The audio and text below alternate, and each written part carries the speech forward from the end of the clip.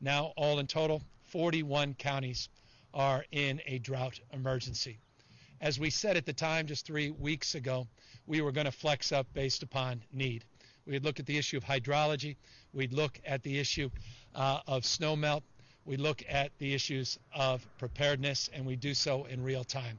Accordingly, we make that commitment in an iterative process as we move forward into the second year of a drought to keep an open mind and to be mindful of the dynamics and the changing conditions as it relates to hydrology, as it relates to snowmelt, as it relates to storage, conveyance, and the like here in the state. Let me just talk about the last 3+ weeks. In the last few weeks, we've lost roughly 500,000 acre feet of runoff compared to what we had anticipated, which, put into language that I hope people can understand, is the equivalent of 1 million households receiving water for a year. That's just in the last number of weeks in the state of California.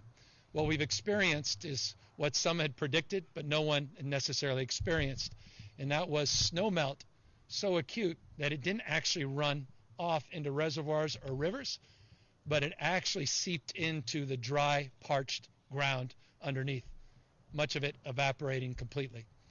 The snowmelt has been precipitous, and it's happened primarily because of drought conditions preceding this year's snowpack, but also because of the warmer temperatures that all of us have experienced over the course of the last number of weeks. This all off a year 2020, which was the third driest year in recorded history here in the state of California. So this drought, though the second year of a drought, happening just a few years after the end of a 5-year drought that began in 2012 and ended in 2016, in many respects is familiar, but in other respects is more challenging and more acute than we could have imagined. I'm standing here in front of a reservoir that's about 57% of its seasonal average in terms of capacity, 49% of its total capacity. That runs roughly equivalent, plus or minus, to what you're seeing in reservoirs all across the state. While the snowpack came in relatively well this year, and the April snowpack, though modest, the, again, acute conditions have created even more challenges for these reservoirs and our capacity to meet the needs of 40 million thirsty Californians. And so this drought proclamation should provide us flexibility, should address issues around conveyance, working with water agreements, different water agencies, allow us more flexibility at a local and regional basis, allow us some reprieve around SEQA regulations and permitting permitting issues, as well as issues associated with contracting. Some relief. But at the end of the day, that's not good enough. And that's why we're also pleased to announce today $5.1 billion, a record investment into water resiliency and water infrastructure in this state. $5.1 billion. Just today, we announced the state of California is running an operating surplus of $75.7 billion. $75.7 billion. We're using that surplus and the support.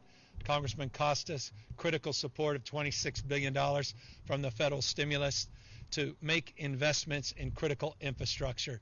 No more critical need than addressing the water needs here in the Central Valley, but also the water needs all up and down the state of California, watersheds large and small, not just the new and substantive declaration today as it relates to the Sacramento-San Joaquin watershed, the Delta watersheds, and Tulare watershed, but also what's happening up Northern California at the Klamath watershed, what's happening with small water systems all up and down the state of California that rely on depleted groundwater, what's happening broadly to an agricultural industry that's working through the new guidelines and requirements, responsibilities under SGMA, the challenges for habitat and wildlife and the Pacific Flyway, issues related all to this drought emergency. How can we flex and make the critical investments that we need long-term on issues of conveyance and distributions, issues related to infrastructure like rebuilding canals, but also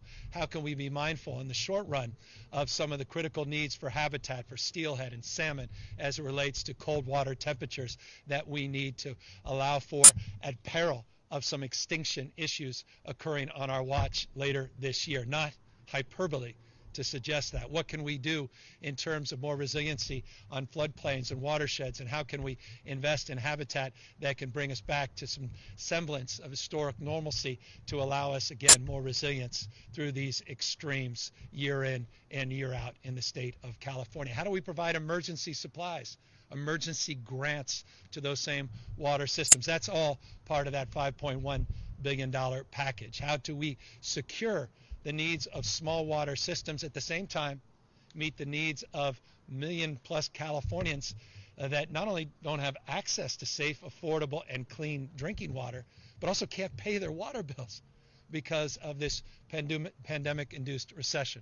And that's why we're also pleased to announce today, in addition to the drought proclamation, now including 41 counties in the state of California, in addition to the $5.1 billion that we will invest in water portfolio and water infrastructure investments in the state of California, we're also proposing for consideration of the legislature an additional $1 billion to help people offset their water bills, and in turn, particularly for small water systems, provide some stability for those water systems that are in peril of financial insolvency related to not only this pandemic, but the extreme drought that we're experiencing. So $1 billion will also be invested in that effort. So that's the totality, at least in the immediate of the actions. And by the way, when I say immediate, many of these actions are emergency actions, emergency appropriations. Many are medium-term strategies, and yes, those long overdue strategies, all in expectation and in partnership with the federal government, recognizing that's the way it used to be done.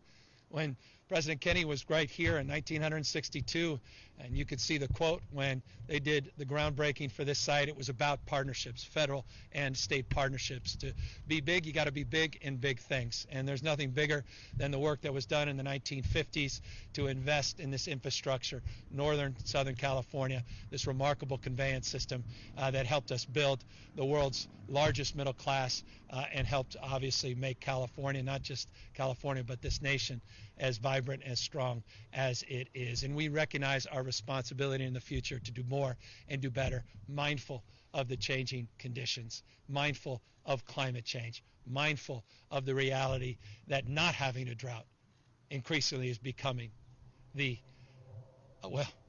that's the anomaly.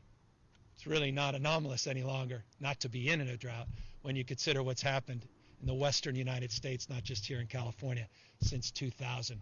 And so we're here with expectation, we're here with some relief, and we're here with Joaquin and Carla and other members of the team that are happy to answer any questions related to some more of the specifics around this drought proclamation. With that, of course, we're happy to answer any questions. Hi, Governor. This is Jocelyn with CBS 47. You talked a little bit about the last 3 weeks since you initially did that proclamation with the drought emergency. I was wondering if you could talk specifically a little bit more pertaining to the Central Valley. What happened in those 3 weeks? We've seen state lawmakers calling on you to call a statewide drought emergency. What happened in those 3 weeks that made you come here and finally declare an emergency here in the Central Valley? I've been here pretty much every week for the last 4 or 5 months. I think this is my 12th trip back in just a few months. So I'm in the Valley quite consistently. So it's not an intellectual exercise for me being here in communities large and small all up and down the state to see the conditions firsthand. We're not announcing a statewide drought emergency. We still don't think that's necessary. We made the point 3 weeks ago, and we were explicit that we will look at regional conditions, we'll look at local conditions, and we will flex up. And as I specifically mentioned a moment ago, as it relates to 500,000 acre feet that were down and the acuity of the temperatures over the course of the last 3.5 weeks and the lack of snow melt that we had anticipated, even on the basis of projections that assumed warmer temperatures, even on the basis of projections that were upgraded and updated related to the drought, we are here making the announcement today 39 additional counties joining Mendocino and Sonoma, specifically impacted from watersheds in Northern California and the Klamath to watersheds here, more commonly referred to as the Sacramento-San Joaquin Delta watersheds and Tulare watershed. We are likely, on the basis of what is occurring across the state, to increase the total number of counties as conditions present themselves, and we're mindful of our need to maintain openness to look at those conditions in real time. But what's significant about today's announcement is the $5.1 billion from the state's surplus, a historic amount of investment into the valley, providing us flexibility and providing us the capacity to do things that we otherwise couldn't above and beyond any drought proclamation. But one thing I want to also make clear, and you should all know this in the valley, you're also not necessarily in need of a new drought proclamation because you're still in the old drought proclamation as it relates to flexibilities. There were 4 counties that were excluded when that proclamation ended in 2017. Fresno, Tulare, Tuolumne are among those 3. We're just modernizing and updating those details in this new drought proclamation. Hi, Governor. This is Kirsten with KC24 in Fresno. Wondering, as we move into the summer months, do you foresee any sort of water use restrictions for Californians, and how you assess the conservation need for, say, like the average Californian resident? Well, we're mindful of a couple points, and I made this point 3 weeks ago. We have a website, saveourwater.com, that reminds people of just common sense things they can use, particularly urban users, as it relates to looking at leaks at your home and the importance of saving water through leak protection efforts around washing your clothes, but just trying to do it common sense, making sure you have a full load, and issues around showers. Those are all voluntary measures. They're all highlighted on the Save Our Water website. There are no mandatory requirements yet in the state of California. And I made this point 3 weeks ago as well, not only as it relates to those voluntary opportunities to do more to save water, particularly for urban users, but also the fact that we're coming into this drought a little bit more prepared than the last time. Not only are we more prepared in terms of expertise and insight, not only are we more prepared because we actually just did an analysis of our 2016 drought that occurred between 2012 and 2016. We did an after-action report, submitted lessons learned to the legislature just a few weeks ago, and put together a water resiliency portfolio with 100 specific action items, of which that $5.1 billion will plug in to those already pre-programmed strategies in real time, but also by the nature of the fact that 16% less water is being utilized in this state compared to this time in that first drought proclamation. And so we have changed our habits in this state, and those are good habits and encouraging habits, and that's because Californians have taken their water use very seriously, and we're very proud of that and mindful that we need to do more, but also grateful of the work that continues to happen despite the fact that that old drought emergency expired in 2017. The people that are sitting at home, how worried should they be about the water drought? Well, I think they should be pleased with the state's response, our resolve, the work we've done as a state to prepare for this. Again, we have a lot of expertise in this space. We just came out of a 5-year drought just a few years ago.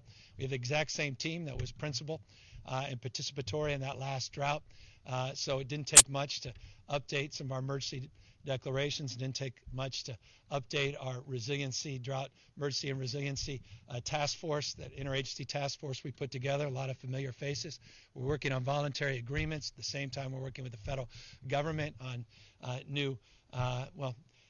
trying to address some of the litigation issues and some new strategies to help support the state's effort. And the difference is now we have an open hand, not a closed fist, with the federal government in terms of willingness to engage and support the state and its agricultural community and its urban users. So I'm more optimistic than I would have been a year ago, but mindful of the acuity of this climate-induced drought, which obviously is extreme and self-evident to anybody who's observing. Hi, Governor. Another question. Wanted to go back a little bit to the announcements you made this morning. I saw this question popping up. I'm not sure if you addressed it, so forgive me if you have. But just how the set of announcements you made today would pertain to those who are undocumented. I know we have a big population here in the Central Valley, and that's a worry. So if you could talk a little bit about that. Yeah, it includes all I-10 holders. We announced, and I appreciate the opportunity. Today, we announced two historic. First, the largest state surplus in American history, $75.7 billion operating surplus. And we announced the largest tax rebate in American history, not just California history, $12 billion, $11.9 billion. That represents 2/3 of all Californians, 78% of all tax filers will be getting a stimulus check back, and that includes I-10 holders. So regardless of your immigration status, people that were left out of the federal program, Californians aren't going to leave behind. Anyone that represents the Valley, anyone that has had the benefit of their health needs met, as well as food security needs addressed, should celebrate the contributions of people, regardless of their immigration status, in the state of California that make California great. And we're very mindful about how politically charged these things are. And with all due respect, California has the backs of our diverse communities, mixed status families, and we're very mindful of how our food is not only procured, produced, distributed, but mindful of the incredible contributions of those essential workers. And we're pleased to do what the federal government, unfortunately, was not in a position to do. Hi, Governor. I believe you touched on it briefly, but with today's declaration, what should California residents, should they be using less water for activities such as showering and watering lawns, and what other concessions should Californians be prepared to make?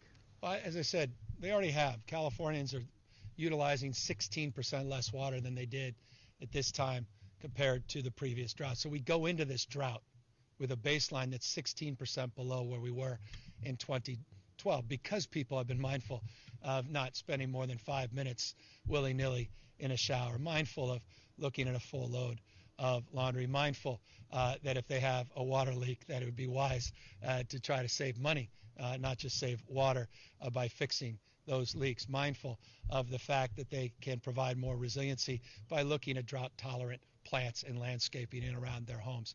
We want to encourage more of that. There's no mandate in that space. We've got many different tools in the toolkit, websites up to encourage more of that conservation, but that's not part of the announcement today.